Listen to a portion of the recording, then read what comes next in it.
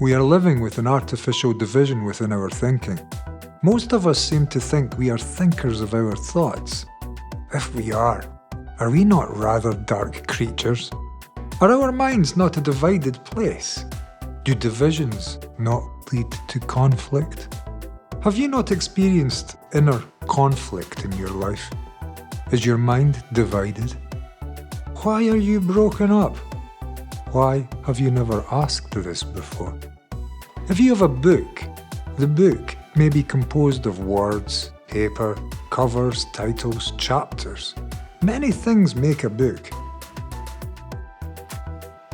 But you can't put a book inside a book. That would make no sense at all. But we put a self inside ourselves. Our talking selves. That voice inside your head. Our brains, in part due to a terrible education, have developed a security in living within a pattern of an inner conceptual self, an image within thinking. This is the talking, moving energy of words and images which flows continuously through the brain every day. Nothing is behind it. I'm asking you now to spend some time and to look and confirm that statement. I am saying there is nothing behind thinking, meaning the thinker is the thought. There are only these moving words and images, never stopping. The brain thinks yourself into being. You're an invention of a brain.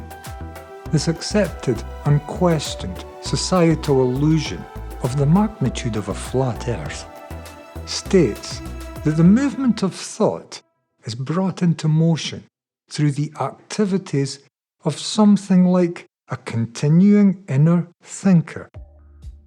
No such thing exists. Thought is automatic. Try to stop it. The only thinker around is this movement of thoughts. It is an automatic movement. It even continues during the night. Life moves in opposites. Things tend to come together. Black goes with white. Day goes with night. Light slides into dark, and up falls into down. Self comes with other. And so the brain creates opposing energies, self and other. A thinker and thoughts, divisions, a movement in a hall of mirrors.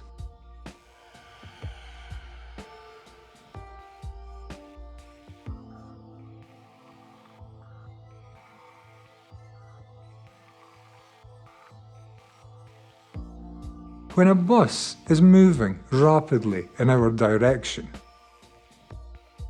we jump. When a snake lunges, we coil. When a cliff approaches, we break. Our eyes are not awake to this divided pattern within us, which keeps us asleep, or we would act. Imprisoned we are behind these walls of thought. Each watching his or her own projected inner personal screen. Desires, fears, longings, depressions, pleasures and pains. The repetitive inner mundanity of our lives.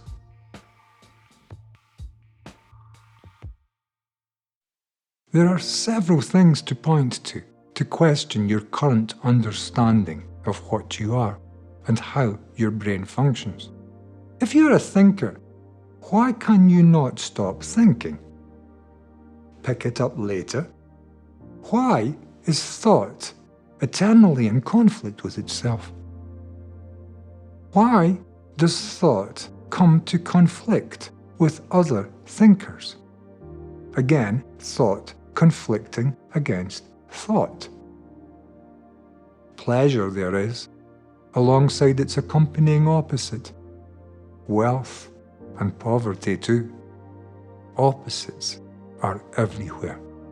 It seems almost like aiming for the sky has brought us all to the basement, and that looking for perfection in life has brought us all to imperfection. Which kind of fits if you stop to question it for a while. For which front ever came to life without a back? There is one way, it seems, keeping all this in mind, to eradicate the negative sides of our apparent human demonic nature. And that is to stop aiming for the opposite of it. For the opposite drags with it, hand in hand, chained at the hip, married, bonded, welded, forever, forever together. Our aiming for success, our greed for more, has brought the immense poverty we see all around us in our world. We like to talk of fair play from a base which has long been corrupted in every area of our lives. There is one hope left for us humans, and it lies with you. It lies in your seeing into the corruption within yourself. If you are in conflict within yourself, you're adding to the conflict in the world. If you can understand conflict within yourself, if it is even possible to understand and bring conflict to a complete ending, then a needed change within the consciousness of humanity is already taking place in our world. And if enough of us can do this vital work, the change in the activity of our brain cells, necessitated by the understanding of the order within the disorder of the divided thinker-thought-based consciousness, then we are living with a different mind. A mind no longer caught in conflict because it has ended through a deep investigation and understanding and an insight into the whole of the mind, the divisive, illusory, mechanical, repetitive structure then acts differently. To be free from conflict is to live at peace, and we need peace in our world today. Simply watch. Like you might look out of a window. What is going on?